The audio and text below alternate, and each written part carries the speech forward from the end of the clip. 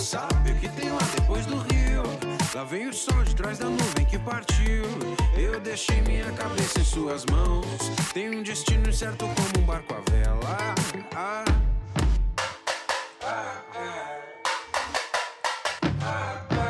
Batalhei, batalhei, batalhei. Quem entra no teu jogo vai suar. Eu usei da razão pra te entender. Eu usei da loucura pra te amar.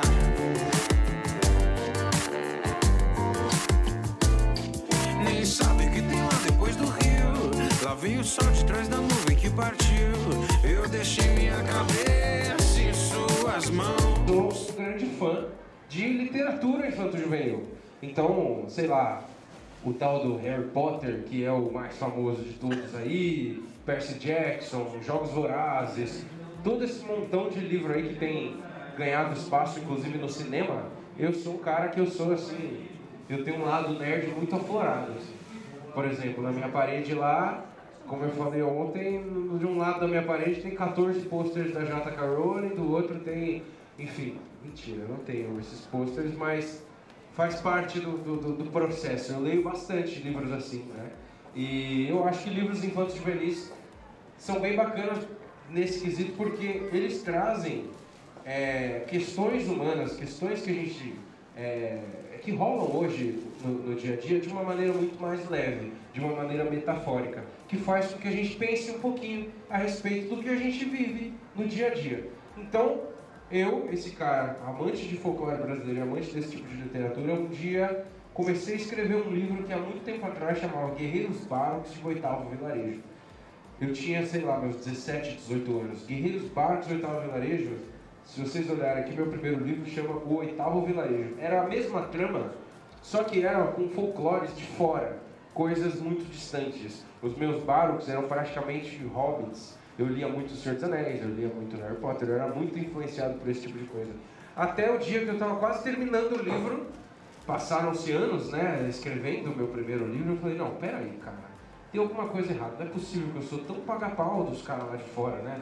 Eu sou brasileiro, tá faltando, vou procurar um livro que fale sobre esse tipo de coisa, sobre o folclore brasileiro, sobre o folclore que eu cresci ouvindo falar. E eu não encontrei. Coisas que eu encontrei mais próximo disso talvez tenha sido o Sítio do Pica-Pau Amarelo. Mas o Sítio do Pica-Pau Amarelo não é uma história que... Hoje se você for numa escola, falar com a molecada, fala, você gosta de Harry Potter? Eu gosto. Gosta de Percy? Gosto. Gosta do Saci Pererê? Não. Eles não gostam. Não tá mais tão evidente. O Harry Potter é mais legal, sabe? Se você for ver, a gente tem costume de consumir muito o que vem lá de fora. Não que isso seja ruim. Por exemplo, dia 31 de outubro aqui no Brasil, a gente comemora o Halloween, que é uma festa americana, certo? Dia 31 de outubro no Brasil é o dia do Saci. Mas beleza, como é que você vai comemorar o dia do Saci? Você vai pular de uma perna só? Você vai fumar um cachimbo? Como que vai funcionar? A festa do Halloween é mais interessante, não é? Você vai bater lá na porta, vai pedir doce, vai comer doce pra caramba. Então, acho que falta algum tipo de incentivo aqui para que a gente que a gente comece a adquirir o costume de consumir coisas nossas também, porque as nossas coisas são interessantes. Então, com isso, eu peguei aquele livro, Guerreiros Bárbaros de Oitavo Vilarejo, e joguei pela janela. Falei, eu vou escrever tudo outra vez. Eu vou pegar aquelas coisas que eu ouvia quando era pequeno. O que eram essas coisas que eu ouvia quando era pequeno? Histórias que me faziam perder mesmo o sono. Sabe quando você vai, sei lá, para um sítio da sua avó, da sua tia, e vem aquele primo bobo, mais chato, sabe, o mais velho, comete bullying, chega lá na beira da fogueira, conta uma história de assombração e faz você perder o sono, ficar sem dormir. Você fica pensando realmente que lá fora pode ter uma mula sem cabeça que vai entrar, a qualquer momento vai te pegar, você escuta um assobio do vento e fala, putz, tô ferrado, tem um bicho lá fora mesmo, meu primo tinha razão. Esse tipo de clima que faz com que a gente perca mesmo o sono, é esse tipo de clima que eu tento colocar aqui no livro. Por exemplo, se você for investigar bastante folclore brasileiro, dizem que o Saci Pererê, ele é um personagem que ele nasce do bambu, ele nasce com 7 anos de idade e morre com 77. Eu nunca tinha visto um Saci velho. Quando a gente fala Saci Pererê, vem logo o Saci brother do Pedrinho, aquele cara gente boa que faz queimar o leite lá e tal. Como seria esse cara, esse menino mais velho, 77 anos, cometendo um monte de... dando nó no cabelo de cavalo, na crina de cavalo a vida inteira? Como é que seria esse cara, esse camarada? Seria um cara meio difícil de você conversar com ele. É uma criatura meio ranzinza, meio até esquisita, eu diria, certo? Então, na minha história tem um saci velho. Eu queria saber como é que era um saci velho. Como é que é uma criança encontrando um saci velho no meio do mato? Seria uma coisa meio... Eu adoraria encontrar um saci porque eu sou fascinado por saci. Mas eu teria muito medo. Eu encontraria, tiraria uma fotinho para postar no Instagram e sairia correndo. No máximo seria só um clique de distância. No meu livro 2 eu trago a lenda do lobisomem. Eu estava louco para terminar o primeiro e começar o segundo para escrever sobre o lobisomem. Por quê? Lobisomem é um folclore que está na nossa cultura, na cultura, na verdade, de vários povos, há muito tempo. Quem já viu o filme que tem lobisomem aqui? Milhões de filmes falam, tem lobisomem e tudo mais. Tem até aquele que mostra o Van Helsing e tal, que tem o cara que é o Wolverine, o Hugh Jackman. Ele é um lobisomem, ele é um mocinho e luta contra o Drácula e tal. Beleza, só que esse é um lobisomem muito distante. Apesar de termos o lobisomem, todo mundo já sabe como ele funciona, tem a lua cheia, e tem até no Harry Potter. O lobisomem brasileiro é um lobisomem diferente. E esse lobisomem brasileiro, eu nunca tinha visto ele representado em alguma história, algum filme, alguma coisa assim, e eu estava sedento por escrever sobre este lobisomem. Por exemplo, quando eu era mais moleque, eu me lembro de uma matéria do Fantástico, que tinha um sítio e tinha uma senhora desesperada dizendo que na noite anterior, sei lá, um bicho meio humano, meio louco, tinha tentado passar por baixo da cerca dela para invadir a casa dela, e ela ficou fazendo oração e o bicho não conseguia passar e foi embora. Dia seguinte estava a Globo lá e toda a sua equipe do Fantástico fazendo todo aquele, né, olha, tem um bicho, lobisomem, não sei o que e tal. E aí eles encontraram tufos de pelo na cerca lá do arame farpado e fizeram pesquisa em cima daquilo e segundo lá o repórter, que eu não me lembro mais quem era, ele falou que aquele pelo não era de origem de nenhum animal conhecido. Então aí você fica com aquela pulga atrás da orelha, né? Em paralelo a isso, dizem as histórias, sabe aquelas histórias de papai contava que na roça acontecia tal coisa, né? Muitas histórias assim diziam que o lobisomem ele é atraído pelo cheiro de recém-nascidos. Por exemplo, sabe aquelas fraldas mais antigas que eram de pano, que o bebê faz o seu trabalho, né?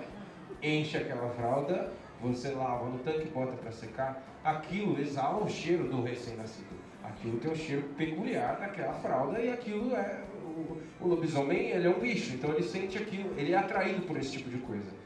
Aí você fala, nossa, que estranho, né? Que esquisito, que cabreiro, que coisa meio macabra. Se você ligar um Discovery Channel, você vai ver que a maioria dos predadores, quando vai atacar uma manada, alguma coisa assim, eles vão atrás do filhote, que é mais fácil de atacar. Né? É uma coisa mais selvagem. Se for pensar nesse lobisomem do folclore, é um bicho muito mais plausível, muito mais temeroso do que o Hugh Jackman posando para tentar ganhar um Oscar, talvez. Sei lá.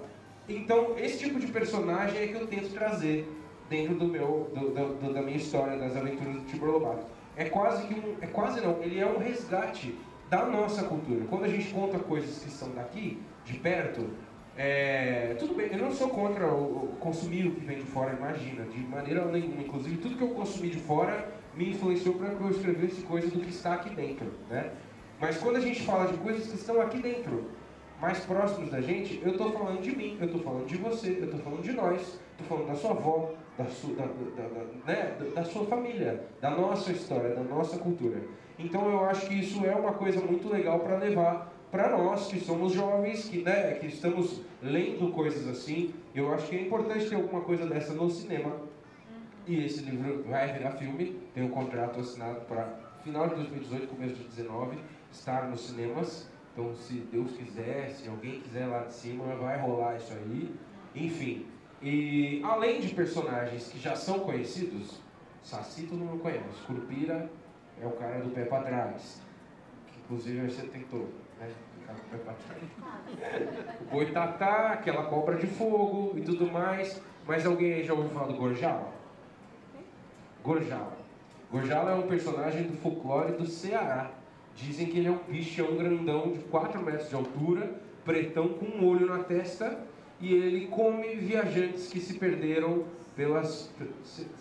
Vamos lá, será? Não. Ah, Recife. Já ouviu falar do Gorjão ou não? Já deve ter ouvido falar da comadre Fulozinha? Já. É o folclore lá de cima. Pisadeira, alguém já ouviu falar? Pisadeira é um folclore paulista que já caiu em desuso. Já ouviu falar? No meu livro tem a pisadeira. Tem. Pisadeira é uma velha, uma senhora, com os pés compridos, que dizem que de noite ela te visita e pisa no seu estômago e causa pesadelo. Inclusive dizem que a palavra pesadelo é originária do folclore da pisadeira.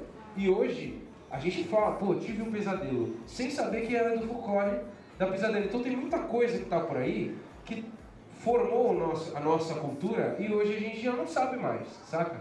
Então eu tentei criar uma história que pudesse reviver esse tipo de coisa, trazer personagens que a gente já conhece, só que numa nova roupagem, nova nem tanto, né? Voltando lá na Matriz, onde, por exemplo, o Monteiro Lobato pegou e fez a história dele, eu fui lá na Matriz e fiz a minha, saca?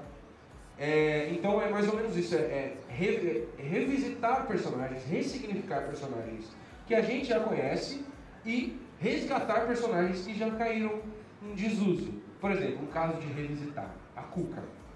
A Cuca, ela é um personagem, ela é a grande vilã do meu livro, na verdade. Eu sempre gostei desse personagem, mas eu ficava incomodado com o do Sítio do Pica-Pau Amarelo. Quando eu fui pesquisar, a Cuca é um personagem que ela é inspirada nas bruxas europeias, tipo Bruxa de Blair, sabe? Aquela bruxa cabreira que some com criança no meio do mato. É quase um ser esquisito, selvagem lá no meio do mato. É uma coisa meio macabra, sabe? E ela é inspirada nesse tipo de bruxa e dizem que ela é uma senhora tão velha, mas tão velha, que as rugas dela são tão fundas que lembram a pele de um crocodilo ou de um jacaré. Aí o Monteiro Lobato foi lá, pegou um jacaré, botou uma peruca e ela é a Cuca, saca? Eu fui lá, tirei o jacaré, tirei a peruca e voltou a ser aquela velha esquisita, cabreira, né, macabra do folclore brasileiro. Então é isso. Então eu juntei aí, eu queria ler um livro dessa maneira, né? Um livro que pudesse ser nos moldes de um Harry Potter, nos moldes de um Jogos Vorazes, nos moldes do que a gente está consumindo hoje. Por que não os filmes da Marvel aí, Capitão América e tudo mais que está rolando, que tem um monte de coisa que liga uma na outra. Você vai ver 3 filmes depois e você fala, puxa, comentaram isso no primeiro filme, lá não sei o que, sabe? Uma coisa que é cheia de nó.